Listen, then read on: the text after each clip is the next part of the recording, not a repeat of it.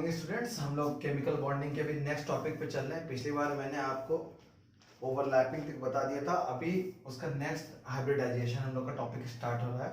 Hybridisation जैसे कि मैंने लिखा, when atom approaches each other for the formation of covalent molecule. अगर कोई भी एटम्स हैं मॉलिक्यूल से, और एटम्स अप्रोच करें एक तरफ, एक towards each other for the formation of covalent molecule और आयन भी बन सकते हैं जैसे कार्बोनेट। ओके ठीक है, इसको ion. In that case the atomic orbital present in the valence shell. इसका मतलब क्या है, ये जो लाइन है, in that case the atomic orbital present in the valence shell, मतलब कि जैसे कार्बन ले लें आप CH4, ठीक है। कार्बन में उसके वैलेंस शेल में जो सबसे लास्ट में वैलेंस शेल में जो इलेक्ट्रॉन होंगे उसकी बात करें, जो इलेक्ट्रॉन होंगे तो वो इलेक्ट्रॉन किस में होंगे, या s ऑर्बिटल में होंगे या p ऑर्बिटल में होंगे, ठीक है, तो या d में होंगे।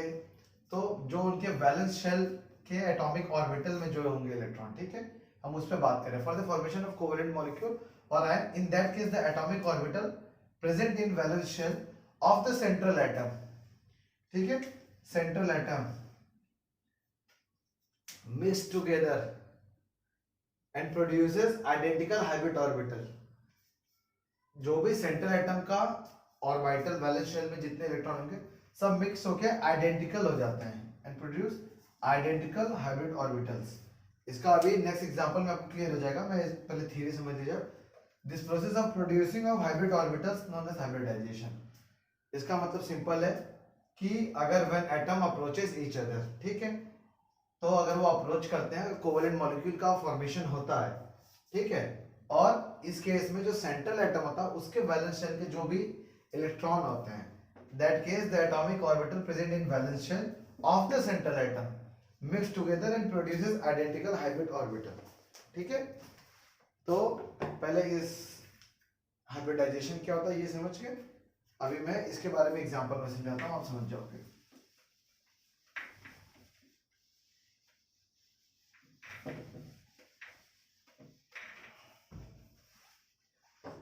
इसके एग्जाम्पल को समझने के लिए हम देख लेते हैं CH4, ठीक है, CH4। अब कार्बन को देखते हैं। कार्बन का हाइब्रिडाइजेशन क्या होगा, 1s2 2s2 2p2 ये होता है। अब कार्बन के साथ हाइड्रोजन आया, हाइड्रोजन है यहाँ पे, 4 हाइड्रोजन कार्बन के पास अटैक करने आ रहा है। आई थिंक सबको पता होगा ये स्ट्रक्चर होता है, ठीक है। अब अगर इसके लोब को देखें एक्साइटेड स्टेट में कार्बन को, तो 2s2, ठीक है, 2s2 2p2।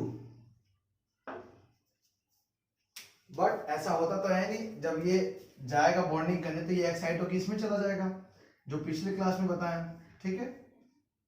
तो ये ऐसे हो गया, यानी इसके 4 इलेक्ट्रॉन है, ठीक है, 4 सिंगल इलेक्ट्रॉन है, अनपेड इलेक्ट्रॉन है, जो बॉन्डिंग बनाने के लिए रेडी है हाइड्रोजन के साथ। और उसमें एक S का है, 3 P का है, जिसमें एक PX PY और PZ है, ठीक है, ऐसे दिख रहा है।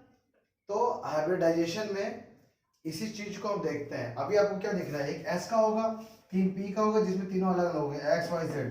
पर ये जो हाइड्रोजन है और कार्बन है, ये चारों के चारों आइडेंटिकल होते हैं, एकदम आइडेंटिकल होते हैं। तो अभी जो पिछले थियरी थी कि सेंट्रल एटम, अब इस जगह पे सेंट्रल एटम कौन होगा, इस जगह पे सेंट्रल एटम होगा ये सेंट्रल एटम, जिसके सराउंडिंग में चारों हैं, ठीक है, ये अपना सेंट्रल एटम हो गया। तो इसके जो भी ये वैलेंस शेल, सेकंड कार्बन का वैलेंस शेल क्या होगा, सेकंड ऑर्बिटल देखो 2s2 2p, यही इसका आउटर शेल है ना, आउटर शेल को ही वैलेंस शेल कहते हैं। तो इसका 2s 2p वैलेंस शेल हो गया। इसके इलेक्ट्रॉन जब हाइब्रिडाइज होकर आइडेंटिकल हो जाएं, यानी कि जब इनका फॉर्मेशन होगा तो sp py pz p कुछ भी फर्क नहीं पड़ता, ये चारों सेम हो जाएंगे, ठीक है। उस थ्योरी से ही हम इसको बताते हैं कि CH4 आइडेंटिकल है, कोई भी कार्बन हाइड्रोजन बॉन्ड अलग नहीं है।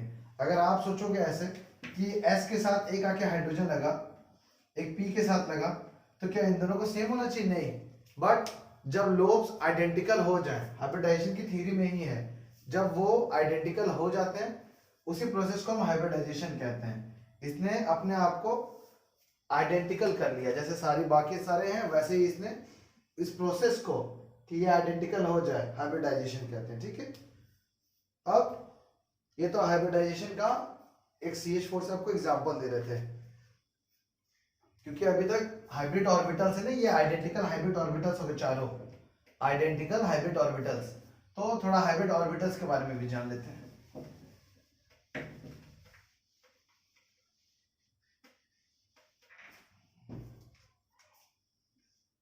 हाइब्रिड ऑर्बिटल्स, ठीक है, तो हाइब्रिड ऑर्बिटल्स में देखते हैं। शेप ऑफ हाइब्रिड ऑर्बिटल सबसे पहले बना देता हूं। शेप ऑफ हाइब्रिड ऑर्बिटल्स, देखिए जैसे p ऑर्बिटल कुछ भी था, p ऑर्बिटल में ऐसे बना रहा था, बट जैसे ही हाइब्रिड ऑर्बिटल्स का ये उसके लिए रेडी होते हैं, बॉन्ड बनाने के लिए रेडी होते हैं, तो इनका शेप ऐसा हो जाता है, एक लोब बड़ा और एक लोब छोटा।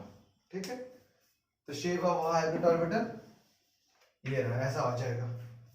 उसके बाद इसके बारे में, अब जो मैंने इसको बनाया है इसके बारे में डिस्कस करते हैं।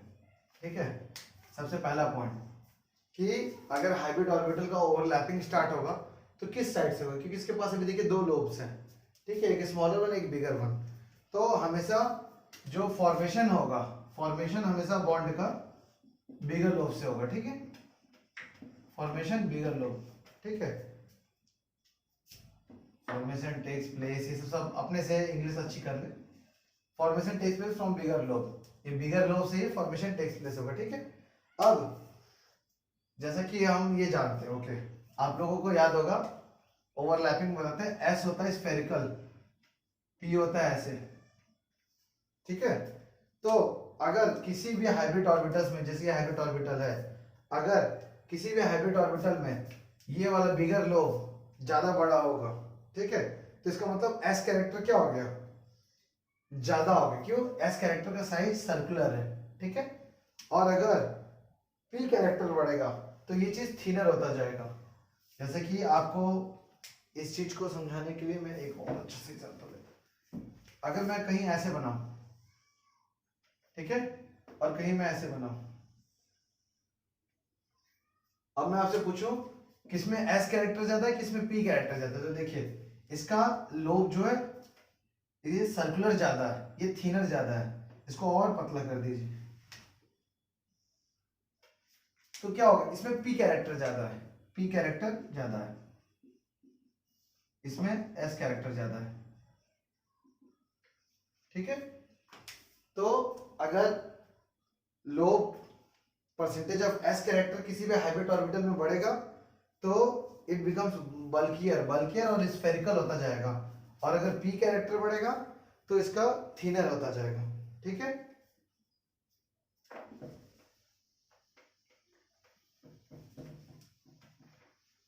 और हाइब्रिड ऑर्बिटल्स के बारे में एक चीज और दिखाता हूं। देखिए जैसे CH4 मैंने बनाया था, तो क्या बोला था कि इसमें एक S होगा, ठीक है, आई थिंक स्मॉल हो गया बहुत, इसमें एक S होगा, एक PX होगा, एक PY होगा, सॉरी ये PY होगा कोई बात नहीं, एक PZ होगा। ठीक है, S PY PX PZ। जब हाइब्रिडाइजेशन इनका हो जाएगा, ठीक है, जब हाइब्रिडाइजेशन इनका होगा तो ये सारे कन्वर्ट हो जाएंगे ऐसे।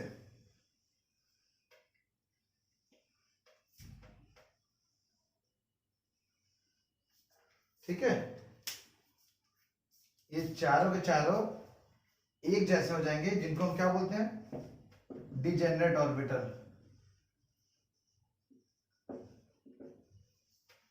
ये सारे के सारे डिजेनरेट ऑर्बिटल हो गए। डिजेनरेट ऑर्बिटल मतलब सबकी एनर्जी सेम, सबके सब आइडेंटिकल, जो हाइब्रिडाइजेशन की थियरी में था कि सब के सब क्या हो जाते हैं, आइडेंटिकल हो जाते हैं, और डिजेनरेटेड ऑर्बिटल, ये आपको सेम नहीं लग रहे होंगे, वो मेरी ड्राइंग खराब है थोड़ी, बट या ये सब के सब सेम में कन्वर्ट हो जाते हैं। अब जब आप सोचोगे इसके बारे में कि ऐसे सारे हाइब्रिडाइजेशन के लिए रेडी हो गए। तो इनसे जब हाइड्रोजन का बॉन्ड बनेगा तो आप कभी डिफरेंशिएट कर सकते हो कि इसमें कौन सा हाइड्रोजन अलग होगा कौन सा नहीं, ये चारों के चारों आइडेंटिकल होंगे। क्यों? क्योंकि इनके जो हाइब्रिड ऑर्बिटल है जिससे ये जा रहे हैं बॉन्ड बनाने वो सब के सब सेम है। ठीक है, ये सारा कन्वर्ट होकर इसमें हो जाएगा। इसी प्रोसेस को हम बोलते हैं हाइब्रिडाइजेशन। ठीक है, और ये किसका हुआ? ये सारा किसका हुआ? कार्बन का है ना, ये sp y p z पे ये सब किसका है? कार्बन का। और कार्बन हमारा क्या है? Central metal, sorry central atom है। तो सेंट्रल एटम है, तो सेंट्रल एटम का जब कन्वर्ट होता है डिजेनरेटेड ऑर्बिटल में, यानी सारे आइडेंटिकल ऑर्बिटल में, उसको हम बोलते हैं हाइब्रिडाइजेशन। ठीक है,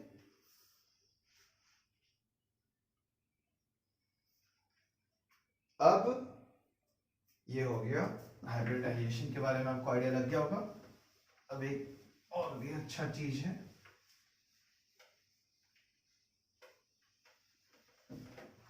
वो अच्छी चीज है वैलेंस शेल इलेक्ट्रॉन।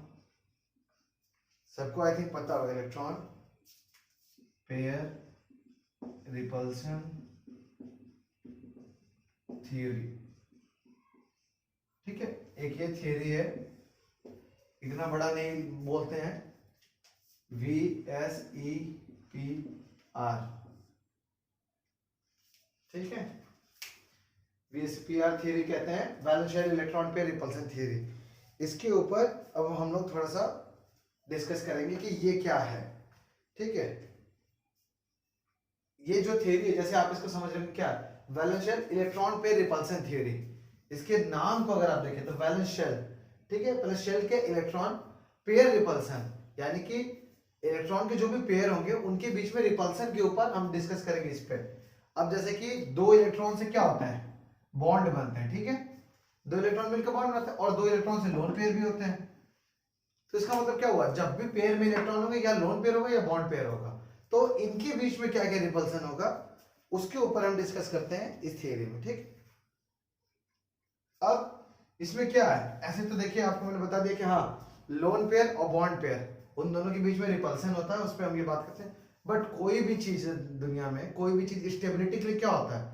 वो अपनी एनर्जी को मिनिमाइज करता है। तो सोचिए अगर कोई स्ट्रक्चर हम बनाने जा रहे हैं, ठीक है, जैसे NH3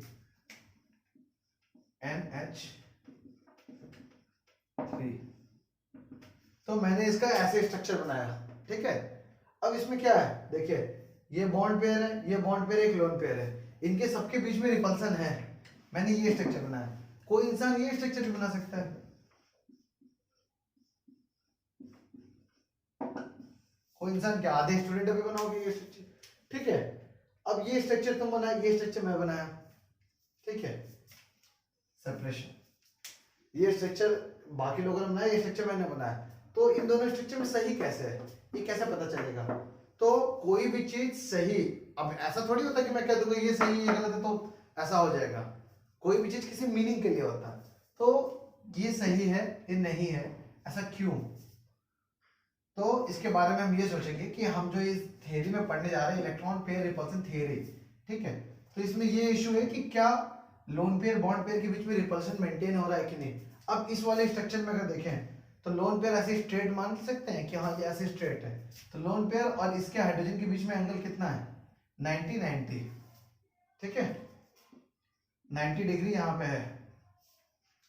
अब ये नीचे वाले का देखेंगे तो ये कैसे नीचे है, इसमें 3D स्ट्रक्चर सोचना होगा कि आप इसको एकदम ऐसे, एक मान लीजिए कि ऐसे ये बोर्ड पे ही चिपका, तो एक ऐसे, दो ऐसे, एक ऐसे। ठीक है, तो इसमें क्या हुआ? एक लोन पेयर 180 डिग्री पे, एक लोन पेयर 180 डिग्री पे, एक लोन पेयर बॉन्ड पेयर, तो इनके बीच में रिपल्सन बहुत कम है। बट दो बॉन्ड पेयर क्या है? 90-90 डिग्री पे है। तो 90-90 डिग्री पे होते ही ये दो बॉन्ड पेयर क्या करेंगे? इनको ज्यादा रिपल्सन फील होगा। क्यों? क्योंकि सेम चीज ऑलवेज रिपेल करते हैं, पॉजिटिव चार्ज रिपेल करते हैं, नेगेटिव चार्ज रिपेल करते हैं। तो लोन पेयर क्या है? दो इलेक्ट्रॉन। बॉन्ड पेयर क्या है? दो इलेक्ट्रॉन, बस उनका ओरिएंटेशन सेम है, डिफरेंट है, क्योंकि एक बॉन्डिंग में पार्ट ले गया, एक बॉन्डिंग में नहीं है। ठीक है, तो देखिए इसमें रिपल्सन होगा क्योंकि सेम नेचर के दोनों इलेक्ट्रॉन है। तो अब इसमें रिपल्सन होगा, इसमें कुछ नहीं हो रहा। ऐसा इसमें करते हैं, होगा तो उसमें भी, बट बहुत कम। इन दोनों बहुत ज्यादा हो रहा है। तो ये क्या करेगा, इसी स्ट्रक्चर को ऐसे दबाने नहीं लगेगा। अगर लोन पेयर ऐसे ऊपर है और दो हाइड्रोजन ऐसे लगे हुए हैं ऐसे परपेंडिकुलर, और ये वाला लोन पेयर जो है इलेक्ट्रॉन इस वाले हाइड्रोजन के बॉन्ड को ढकेल रहा है, तो ये जब इस पे फोर्स लगाएगा तो ये ऐसे दबने नहीं लगेगा, और जब ये दब रहा है तो इधर वाला क्या होगा, वो भी दबने लगेगा। तो ये दोनों के दोनों दबने लगेंगे। अब इसकी अगर हम डिग्री की बात करें, बस ऐसे बता दे रहे हैं, ये 109 डिग्री 28, ठीक है, ये है 109 डिग्री 28।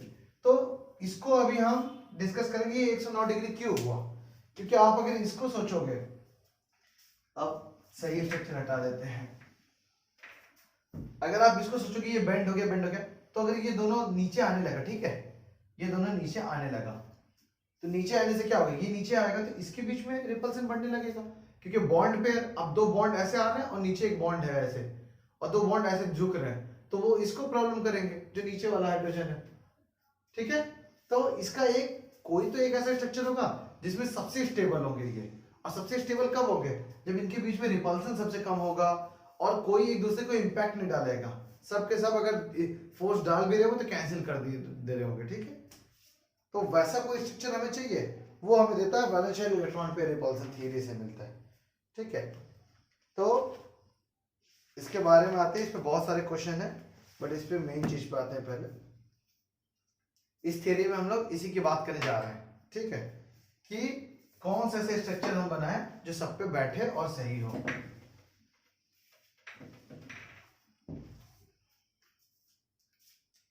एंड कितने नंबर ऑफ बॉन्ड है। एक चीज और बताना देखिए कि आपको एक ऑर्डर और पता होना चाहिए कॉमन सेंस से भी। अब रिपल्सन की अगर हम बात कर रहे हैं तो बॉन्ड पेयर, लोन पेयर, ठीक है, lone pair LP, bond pair BP, ठीक है, इन दोनों के बीच में रिपल्सन कब होगा, इनका ऑर्डर। तो देखिए बॉन्ड पेयर यानी कि दो दो बॉन्डेड बने हैं तो एक अच्छे खासे डिस्टेंस पे है। लोन पेयर मतलब दो इलेक्ट्रॉन एक ही जगह पे है, तो जब भी कभी आपको लोन पेयर दिखेगा, ऐसे कर देते लोन पेयर, इनका रिपल्सन सबसे ज्यादा एक दूसरे को रेपल करेंगे। ये लोन पेयर बॉन्ड पेयर फिर आएगा कि लोन पेयर और बॉन्ड पेयर का रिपल्सन सबसे लास्ट में किसका होगा, बॉन्ड पेयर का रिपल्सन कि सबसे आखिरी में किसका होगा, बॉन्ड पेयर, ठीक है। तो ये है लोन पेयर बॉन्ड पेयर। ये कॉमन सेंस से आप सोच सकते हैं कि दो इलेक्ट्रॉन ये हैं, ये दो इलेक्ट्रॉन बॉन्ड के फॉर्म में है। अगर बॉन्ड के फॉर्म में तो ये किसी न किसी के साथ अटैच है, इनका अपना अपना है, थोड़ा इनको एक दूसरे शेयर भी कर रहे हैं एटम, बट कोई लोन पेयर एकदम फ्री है, और एकदम फ्री अगर लोन पेयर है तो उसका रिपल्सन सबसे ज्यादा होगा, ठीक। इस पे एक क्वेश्चन पहले, थ्योरी नहीं आगे।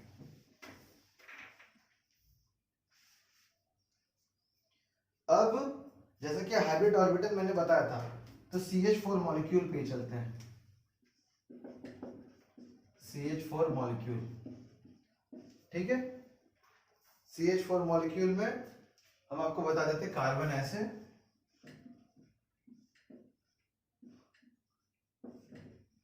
ऐसे स्ट्रक्चर बनता है CH4 का, और हर एंगल कितना होता है इसका, 109 डिग्री 28 मिनट, ठीक है। अब इसके बारे में हम जो क्वेश्चन लिख रहे हैं उस सारे क्वेश्चन के जवाब हमको चाहिए ऐप पे, ठीक है, मैं इसको डाल दूंगा। ओके, तो पहला है नंबर ऑफ एंगल्स, कितने नंबर ऑफ एंगल्स होंगे, कौन से, 109 डिग्री 28 मिनट वाले। सबसे पहला क्वेश्चन ये, कितने नंबर ऑफ एंगल्स होंगे, ठीक है। दूसरा, maximum number of atom in plane. I think ये क्वेश्चन आपको कर नहीं पाओगे क्योंकि प्लेन के बारे में अभी तक कुछ डिस्कस नहीं हुआ, तो आपको पता ही नहीं होगा 3 डायमेंशनल स्ट्रक्चर है। सॉरी, कोई क्वेश्चन नहीं, क्योंकि क्लास होता तो पता चल जाता है चेहरे के एक्सप्रेशन से कि हाँ कुछ पता है कि नहीं, ऐसे कुछ पता नहीं चल रहा, ठीक है। अभी हम एक टेबल बना रहे हैं, इसको देखिए, number, bond pair, lone pair, उसके बाद क्या है, type of molecule, type of molecule, type of molecule हो गया, हाइब्रिडाइजेशन,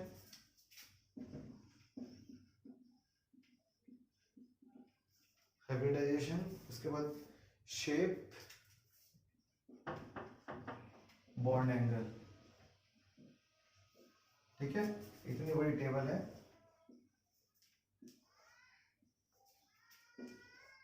हर चीज करने के बाद हमको ऐसा सोचता है कि हमने गलत किया है, जैसे कि इतनी बड़ी लाइन नहीं खींच सकते हम, बोर्ड काफी छोटा है। ठीक है, अभी इसको देखते हैं। सबसे पहले एग्जांपल लीजिए, नंबर ऑफ, अगर किसी ने बोला नंबर ऑफ एटम या मॉलिक्यूल, एटम की बात चल रही है, अगर किसी ने बोला 1, तो एक एटम का भी बॉन्ड नहीं बना सकता, 2 मिनिमम चाहिए। ठीक है, तो सबसे पहले number of bond, sorry number of atom 2। ठीक है, तो सबसे पहला केस लेते हैं जिसमें 2 बॉन्ड हैं बट बॉन्ड पेयर है, सिर्फ दोनों हैं, लोन पेयर एक भी नहीं है। ठीक है, लोन पेयर एक भी नहीं है, सिर्फ 2 बॉन्ड बन रहे हैं। ठीक है, लोन पेयर 0।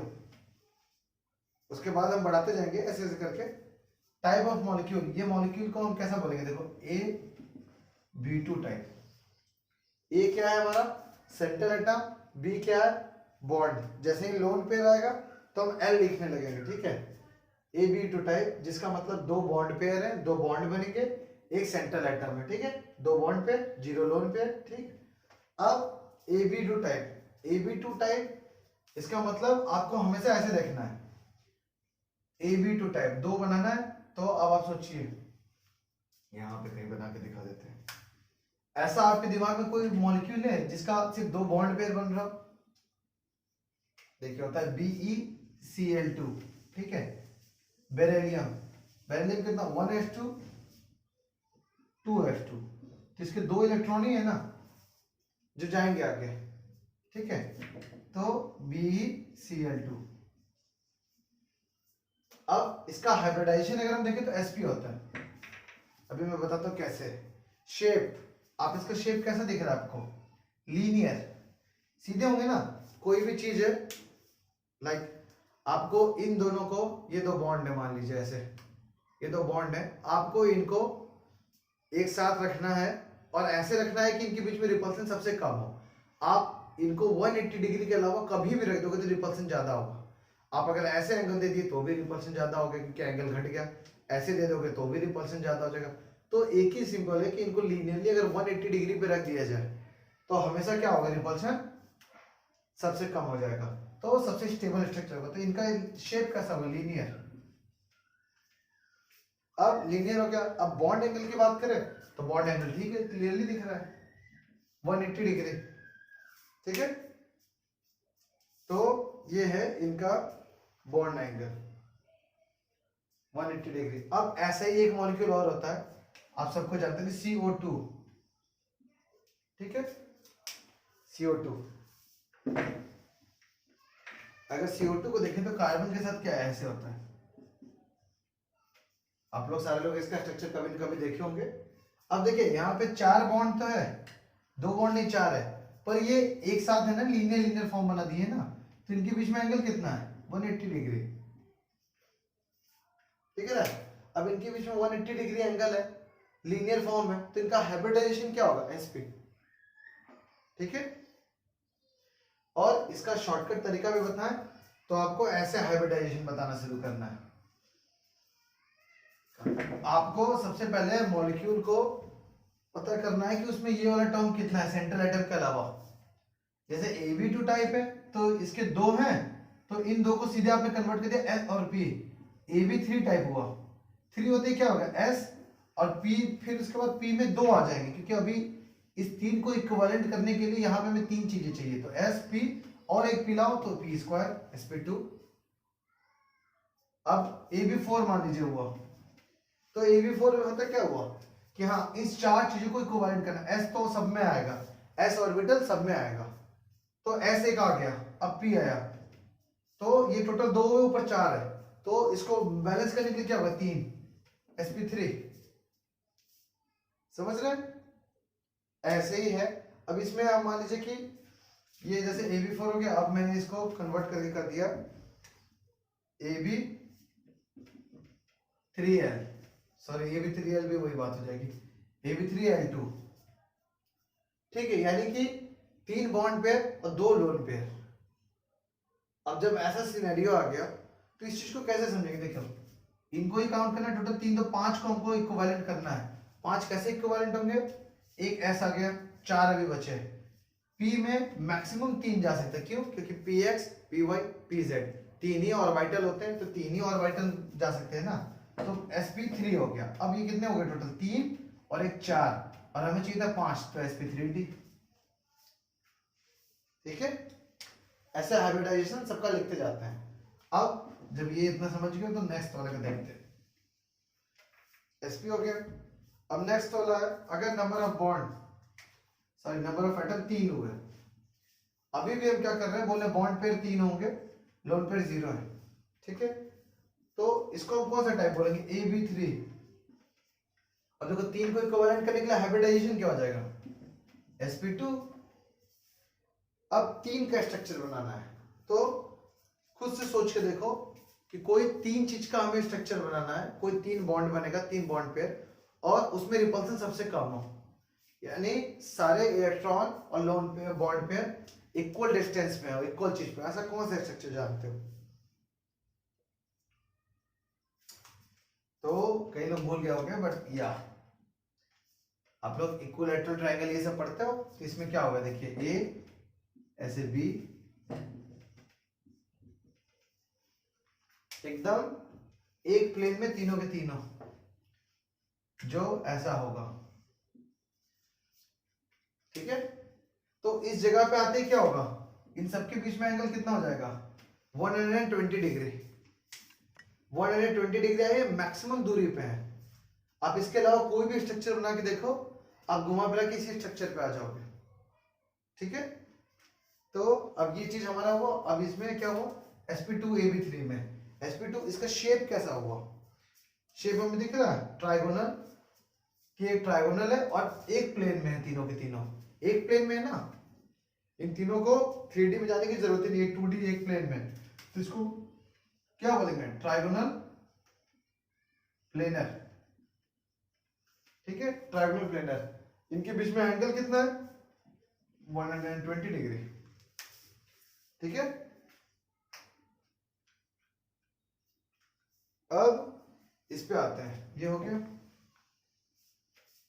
अब फिर से अगर हम 3 पे ही जाए, क्योंकि देखो 3 में अब चांसेस आ गए। ठीक है, 3 में चांसेस आ गए। अब 3 में अगर हम जाते हैं कि 2 बॉन्ड पेयर है, एक लोन पेयर है, और सॉरी हाँ, इसका मैंने एग्जांपल नहीं दिया AB3 का। AB3 का एग्जांपल है BF3, BCl3, क्योंकि बोरॉन 3 एटम बनाता है, 3 बॉन्ड बना सकता है। बोरॉन के पास लोन पेयर भी नहीं होता, क्यों? 1s2 2s2 2p1, तो सिर्फ 3 बॉन्ड पेयर ये बना सकता है। ठीक है, तो BF3 BCl3, और ये सब इलेक्ट्रॉन डिफिशिएंट होंगे। क्यों? क्योंकि ऑक्टेट रूम में आप पढ़े हो 8 होना चाहिए। इस फ्लोरीन को देखोगे तो बोरॉन के साथ 3 बॉन्ड बनाने के बाद 60 इलेक्ट्रॉन होंगे, तो ये सारे इलेक्ट्रॉन डिफिशिएंट स्पीशीज हैं, तभी NH3 इनके ऊपर अटैक करता है, लुईस एसिड बेस होता है। ठीक है, ये सब मैं पहले बता चुका हूं। अब 2 बॉन्ड पेयर ले लिए, एक लोन पेयर ले लिए, तो इनका मॉलिक्यूल कैसा होगा? एक B2L टाइप। ठीक है, कि 2 बॉन्ड पेयर है, एक वो है। अब इनका अगर हाइब्रिडाइजेशन लिखना होगा तो 2 और एक 3, 3 की इक्विवेलेंट क्या होता है? एक S, एक चला गया, 2 और चाहिए, P पे 2, sp2। ठीक है, अब जब इसका स्ट्रक्चर हम बनाने जाएंगे, ठीक है, जो ऐसा होना चाहिए जिसमें 2 बॉन्ड हो और एक लोन पेयर हो, तो इस टाइम एग्जांपल में आता है SO2। ठीक है, सल्फर डाइऑक्साइड।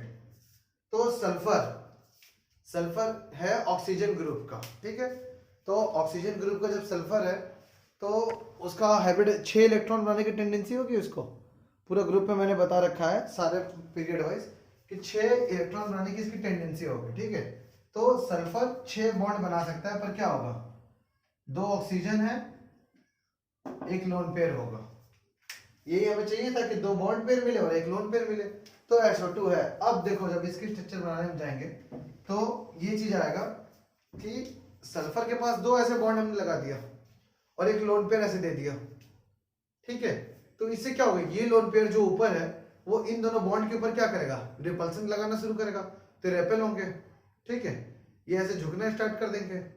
अब मान लो ये ऐसे झुक गए, अब इनको मैंने ऐसे रख दिया, तो ये कब स्टेबल होंगे, फिर से जो ट्रायंगुलर प्लेनर वाला स्ट्रक्चर था वैसे ही, जब सल्फर के लोन पेयर ऐसे होंगे और ऑक्सीजन ऐसे होंगे, एकदम सेम ट्रायंगुलर स्ट्रक्चर में, तो फिर से ये स्टेबल हो जाएंगे। अब एंगल कितना होगा, 120 डिग्री, ठीक है। तो अब ये इसका शेप अगर तुमसे कोई पूछे तो कैसा होगा, देखो शेप हम लोग जब भी देखते हैं, ठीक है, शेप जब भी देखते हैं तो उसमें लोन पेयर नहीं दिखता, ठीक है। तो अब ऐसे इमेजिन करो, ऐसे है कोई चीज, SO2 ऐसे है, लोन पेयर ये मेरा हाथी है। अब तुम इसको देखो किसी चीज से, ठीक है, सामने से, और तुम्हें लोन पेयर नहीं दिखेगा, तो ये कैसा दिखेगा, वी शेप, ठीक है, ये वी शेप दिखेगा। तो इसका शेप कैसा होता है, वी शेप्ड। एक इसको वी शेप बोल सकते हो, ठीक है, और भी इसको कुछ भी बोल सकते हो। देखो इसको तुमने वी शेप बोल दिया, ठीक है। उसके बाद दूसरा ऑप्शन है ये एंगुलर है, एक एंगल पे एक एंगुलर शेप का, ठीक है, इसलिए इसको एंगुलर भी बोलते हैं। और उसके बाद ये बेंट स्ट्रक्चर, इसको तीन नाम बोलते हैं, वी शेप, एंगुलर और बेंट स्ट्रक्चर, ठीक है।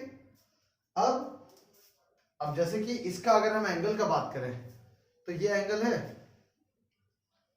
लोन पेयर ही नीचे है, तो 120 डिग्री होना चाहिए। बट जैसा कि हम लोग पहले अभी पढ़े हैं, लोन पेयर रिपल्सन ज्यादा होता है, लोन पेयर बॉन्ड पेयर उससे कम, बॉन्ड पेयर सबसे कम। तो ये जो दो बॉन्ड है इनको अगर हमने 120 डिग्री बोल दिया, ठीक है, तो ऑब्वियसली लोन पेयर वाला भी 120 डिग्री पहले, क्योंकि सही नहीं होगा, क्योंकि उसका रिपल्सन ज्यादा है, तो ये ज्यादा रिपेल करेगा। तो वो जब ज्यादा रिपेल करेगा तो हम लोग एंगल की बात कैसे करेंगे। अब मैक्सिमम चीज ड्रॉप करने का वक्त आ गया है।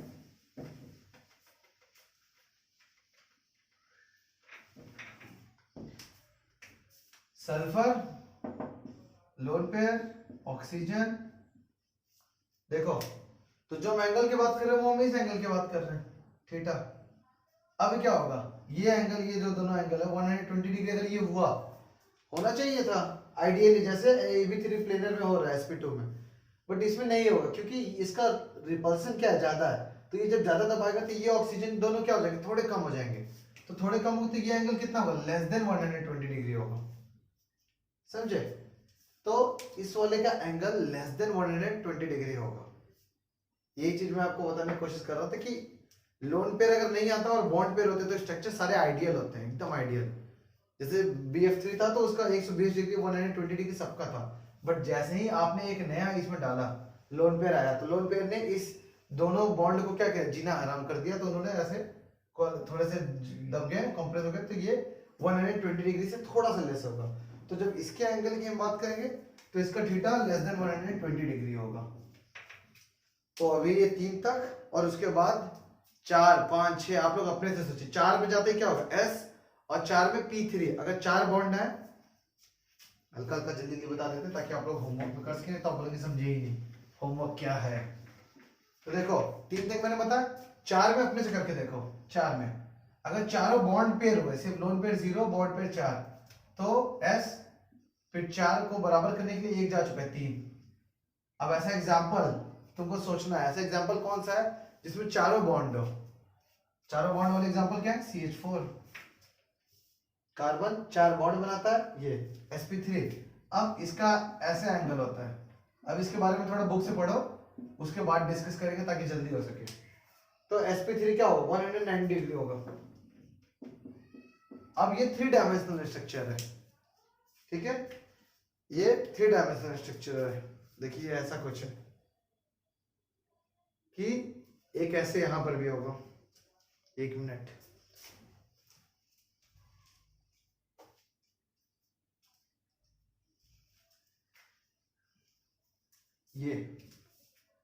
ये होगा आपका CH4, ठीक है। जिसमें ये चारों के चारों क्या होंगे, आइडेंटिकल। अभी मैं ऐसे बोलूं कि ये ऊपर है ये नीचे है, ये सारे के सारे 3 डायमेंशनल स्ट्रक्चर है, 109 डिग्री है, तो तुम बोलोगे अच्छा ये ऊपर वाला अलग लग रहा है, मैं ऐसे कर दूंगा। ये हर केस में क्या होंगे, ये 3 डायमेंशनल स्ट्रक्चर है और ये 109 डिग्री 8 डिग्री, यही चीज है यहाँ पर, ठीक है, एकदम सेम चीज है। अब आप लोग इसको क्या कीजिए, होमवर्क आपका ये है, होमवर्क ये है कि एनसीईआरटी में आपको 4, 5, 6 SP3D सारा देखिए, फिर उस पर हम लोग डाउट्स क्लियर करेंगे, समझेंगे कि क्या समझना है क्या नहीं। दैट्स इट, आज की क्लास के लिए इतना ही है। थैंक यू, पढ़ाई करते रहें।